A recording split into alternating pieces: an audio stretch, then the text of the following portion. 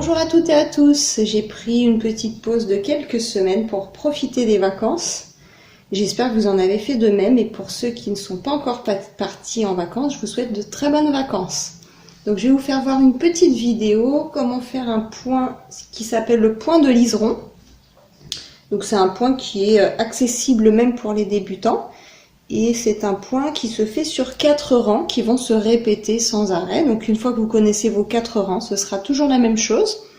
Vous allez faire un multiple de 10. Donc on va monter un nombre de mailles multiple de 10.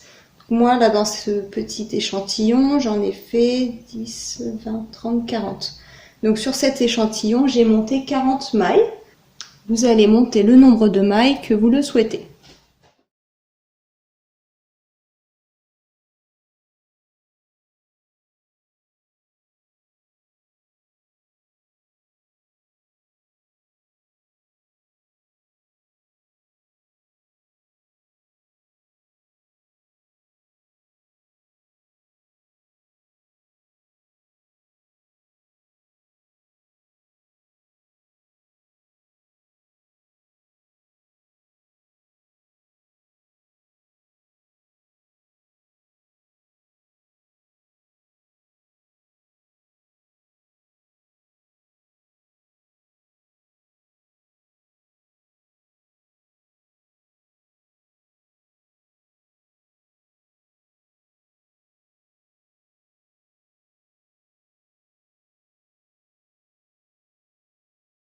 Vous pouvez utiliser des aiguilles droites. Là, dans ma vidéo, j'ai utilisé des aiguilles circulaires, mais vous pouvez utiliser les deux types d'aiguilles. C'est comme vous voulez.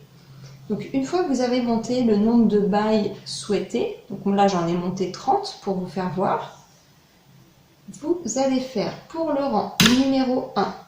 En fait, vous aurez à vous rappeler que des rangs impairs. Le rang 1 et le rang 3, ça sera les deux seuls rangs à se rappeler, puisque tous les rangs pairs, 2 et 4, ce sera tout simplement tricoter toutes les mailles à l'envers. Donc c'est très simple. Pour le rang numéro 1, nous allons tricoter nos 4 premières mailles à l'endroit.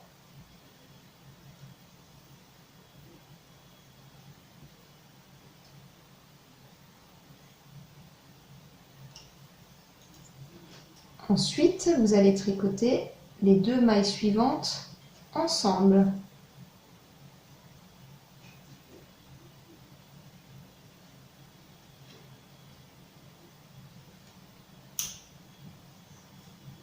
Nous allons faire un jeté et on va retricoter 4 mailles à l'endroit.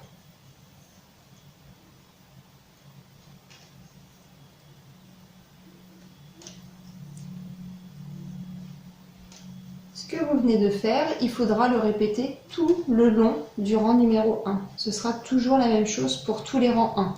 On recommence. Vous allez faire 4 mailles endroit.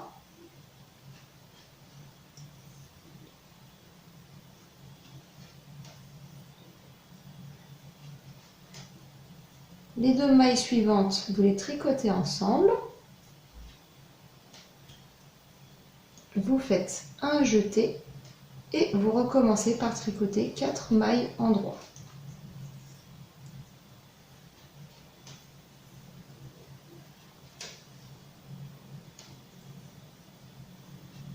Je répète une dernière fois, puisque j'ai fait 30 mailles.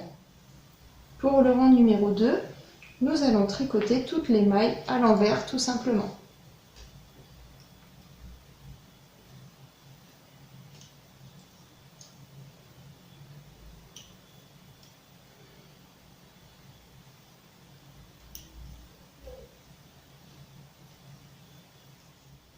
Pour le rang numéro 3, nous allons recommencer par faire 4 mailles endroit. Donc vos 4 premières mailles, vous allez les tricoter à l'endroit. Ensuite, vous allez faire un jeté et on va faire un surjet simple. Pour faire un surjet simple, vous allez glisser la première maille de la maille qui suit sans la tricoter. Vous tricotez normalement la deuxième et avec cette aiguille qui est à gauche, vous allez récupérer la maille qui est pas la première mais la deuxième et vous allez la passer par-dessus la première, comme ceci. Ça, c'est un surjet simple. Et vous allez refaire 4 mailles endroits. Ce qu'on vient de faire, vous allez le répéter tout simplement tout le long du rang numéro 3. Je répète, 4 mailles endroits,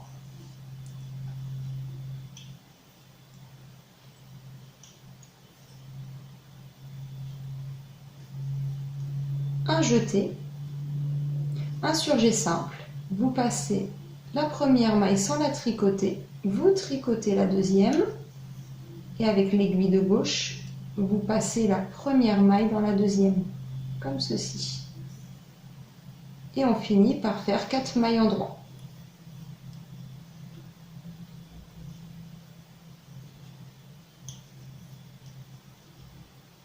Pour le rang numéro 4, nous allons tricoter tout simplement toute la rangée à l'envers.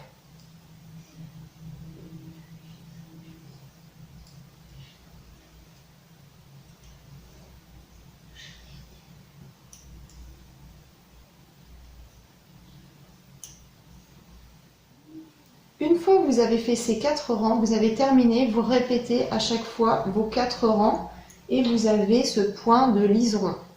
C'est un point très simple, il est adapté aux débutantes également. Par contre, il faut juste bien compter où vous en êtes.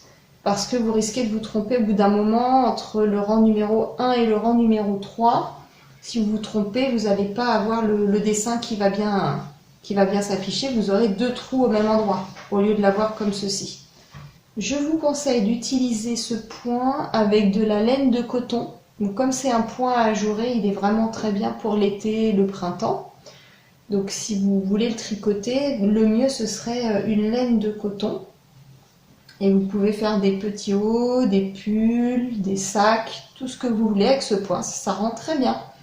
Je vous remercie d'avoir regardé ma vidéo et je vous dis à la semaine prochaine. Au revoir.